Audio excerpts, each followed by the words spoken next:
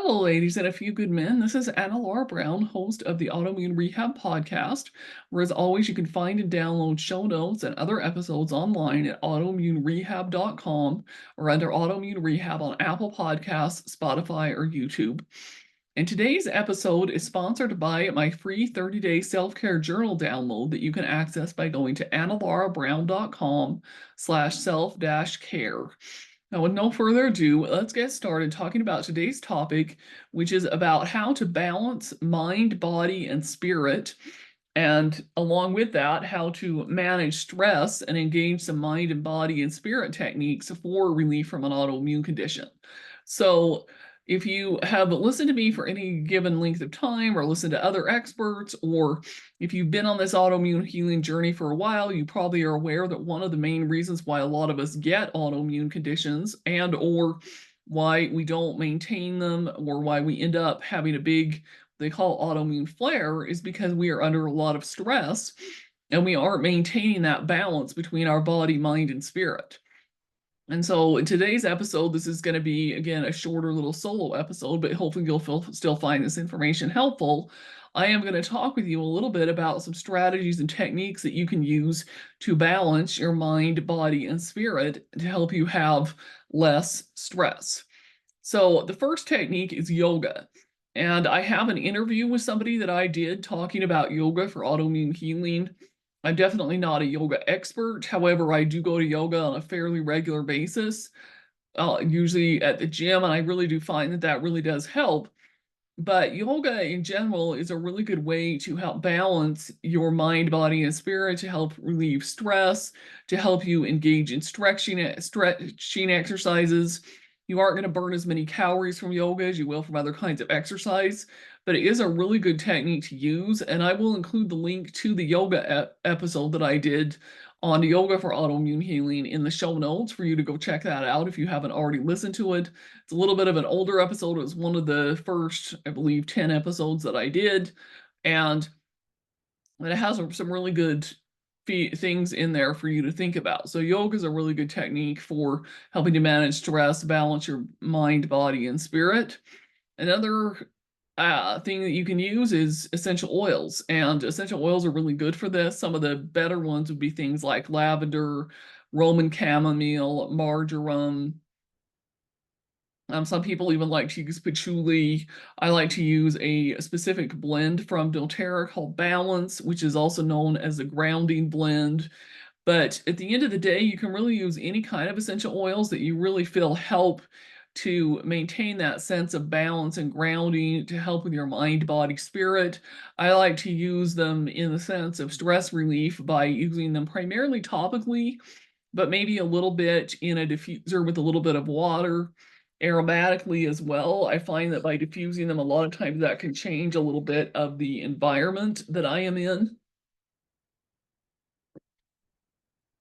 But the other way you can use it is to just smell from the bottle, just inhale, put a little bit underneath your nose, a little bit on your wrists, maybe on your feet, or combine the use of essential oils with meditation, which is the next thing on my list here for maintaining a good balance of mind, body, and spirit.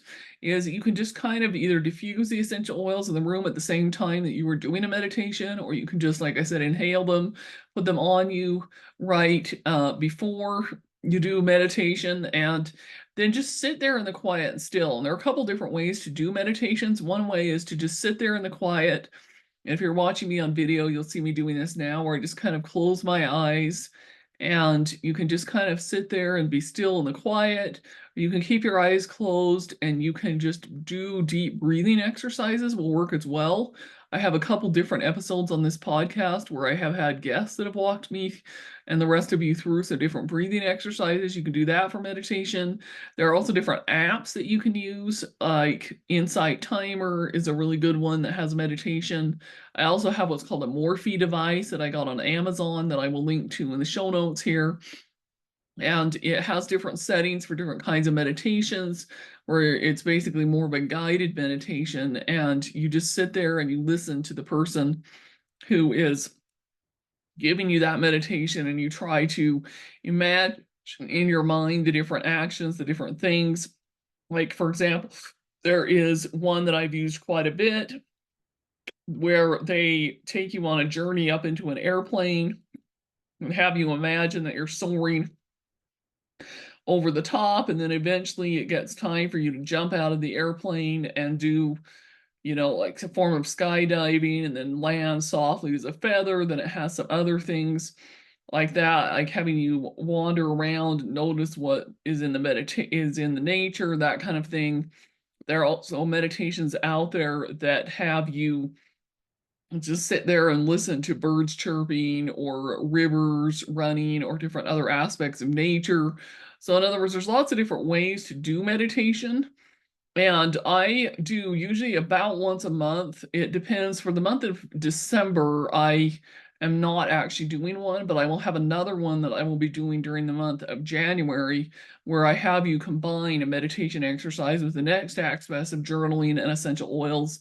And I walk you through over Zoom, and we do that as a class as part of my meetup group, which I will include linked below so that you can find out when the next one's going to be. And you just, engage in that meditation practice. And I like to do it either first thing in the morning or later at night, but you also could do it during the middle of the day. Like if you're having an extra stressful situation and feel like you need to take a break and relieve that anxiety and that stress, then meditation can work really good even in the middle of the day.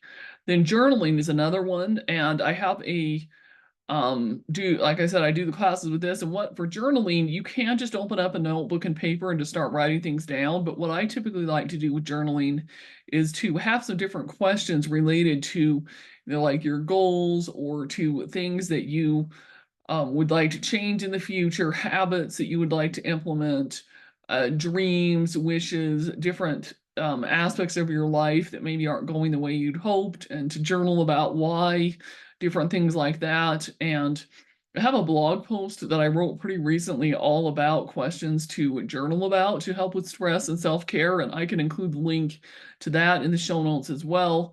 But you want to combine these things, and I find that you can achieve a pretty good balance of your mind, body, and spirit by doing a combination of these things on a regular basis. So the yoga, the essential oils, the meditation, the journaling. And then I also find getting regular massages can really help as well. I personally go to massage school in order to save money, and I go about once a month. Find that really helps. And then acupuncture can also help with balancing the mind, body, and spirit, in addition to providing some healing relief from all different kinds of things. You can use it to heal from pain. You can use it to help reduce stress. You can use it with PMS and cramping, which is what I've used it for. You can use it for allergies, all different kinds of things that you can use acupuncture for. And so at the end of the day, there are a lot of different ways that you can manage your stress and use these mind-body techniques for your autoimmune relief. But the main secret is just to find what routine of this that works for you and then stick to it. Another thing you can also use is like a stress ball. So you can just take a stress ball and have it. I have a couple different ones, or I've even used a fidget spinner as well to get some relief, or just even going outside for a walk can also help as well. But the reality is that you just want to develop these routines and these habits to help you with balancing your mind, body, and spirit. And you will find over time that these things will really help you in your quest to heal from an autoimmune condition and attain autoimmune relief. So I hope that you found some of these hints and tips helpful. If you would like to touch base with me, you will find information on how to do that in the show notes. Take care, and I look forward to sharing with you soon on another episode of Autoimmune Rehab.